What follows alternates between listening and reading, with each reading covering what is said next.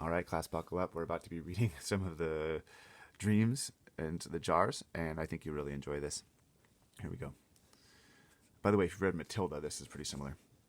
Today, I is sitting in class, and I discover that if I is staring very hard at my teacher in a special way, I is able to put her to sleep. So I keep staring at her, and in the end, her head drops onto her desk, and she goes fast to sleep and snorkles loudly.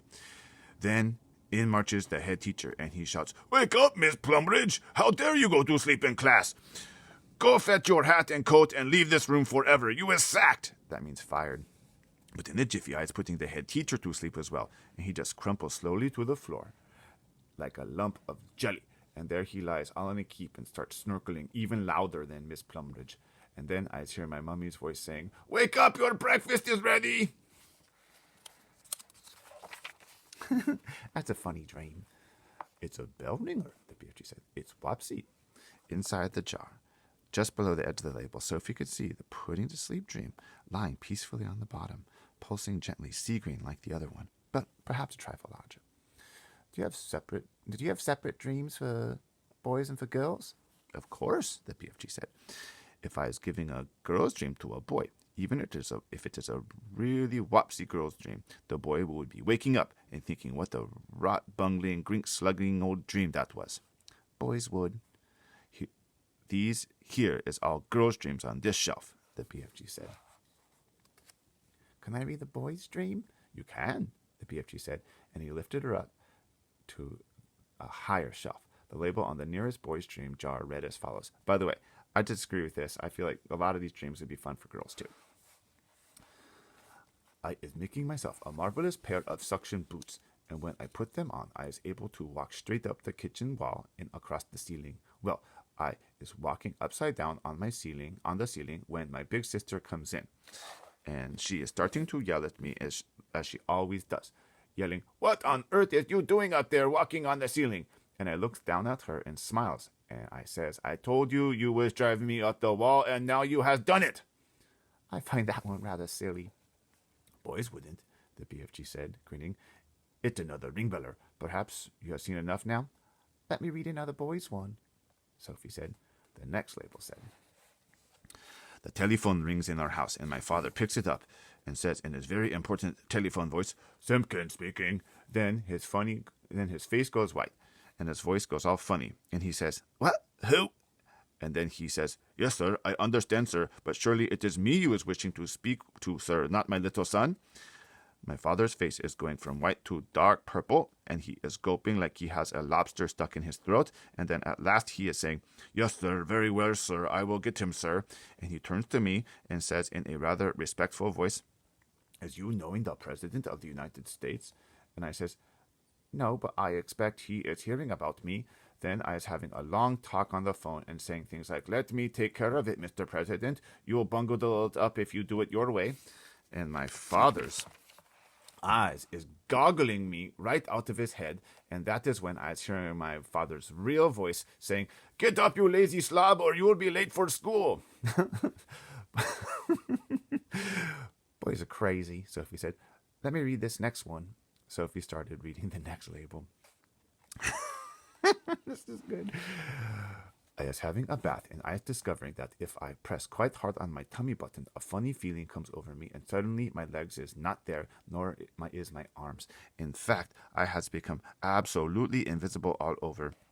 I is still there, but no one can see me, not even myself. So my mummy comes in and says, "Where is that child? He was in the bath a minute ago, and he can't possibly have washed himself properly."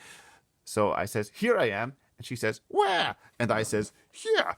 And she says, "Where?" And I says, "Here." And she yells, "Henry, come up quick." And when my daddy rushes in, I is washing myself, and my daddy sees the soap floating around in the air. But of course, he is not seeing me, and he shouts, "Where are you, boy?" And I says, "Here." And he says, "Where?" And I says, "Here." And he says, "Where?" And I says, "Here." And he says, "The soap, boy, the soap, it's flying in the air." Then I press my tummy button again, and now I is visible. My daddy is swiftly with the segment, and he says, "You is the invisible boy." And I says, "Now I is going to have some fun." So when I is out of the bath and I have dried myself, I put on my dressing gown and slippers, and I press my tummy button again to become invisible, and I go down into the town and walk in the streets. Of course, only me is invisible, but not the things I is wearing. So when people are seeing a dressing gown and slippers floating along the street with nobody in it, there is a panic with everybody yelling, "A ghost! A ghost!" And people is screaming left and right, and big strong policeman is running for their lives. And best of all, I see my Mr. Grummet, my algebra teacher, coming out of a pub, and I float up to him and say, "Boo!" And he lets out the right somehow, and he dashes back into the pub, and then I is waking up and feeling happy as a whiff squiddler. That must be Mr. Grummet. Pretty ridiculous, Sophie said. All the same, she couldn't resist reaching down and pressing her own tummy button to see if it worked. Nothing happened. Dreams is very mystical things, the BFG said. Human beings is not understanding them at all. Not even the brainiest professors is understanding them. Has you seen enough? Just this last one. This one here. She started reading. I has written a book, and it is so exciting nobody can put it down. As soon as you has read the first line, you is so hooked on it that you cannot stop until the last page. And all the page 100, woohoo! Until the last page. And all the city's people is walking on in the streets, bumping into each other because their faces is buried in my book. And dentists is reading it and trying to fill teeth at the same time, but nobody minds because they is all reading it too in the dentist chair. Drivers is reading it while driving, and cars is crashing all over the country.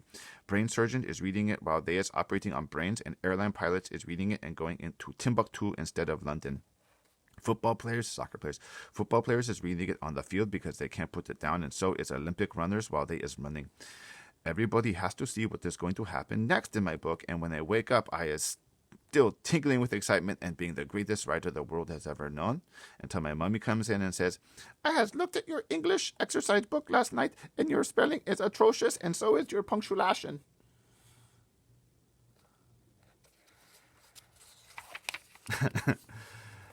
That's enough for now, the BFG said. There is dillions more up there, but my arm is getting tired holding you up. What are all those over there? Sophie said. Why have they got such tiny labels? That, the BFG said, is because one day I was catching so many dreams, I was not having the time or energy to write out long labels. But there is enough to remind me. Can I look? Sophie said. A long-suffering BFG carried her across to the jars she was pointing to.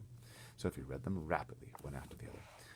I is climbing Mount Everest with just my pussycat for company. I is inventing a car that runs on toothpaste. I is able to make the electric lights go on and off just by wishing it. I is only an 8-year-old little boy, but I is growing a splendid bushy beard, and all the other boys is jealous. I is able to jump out of any high window and float down safely. That one looks awesome. I has a pet bee that makes rock and roll music when it flies. I'm going to stop there.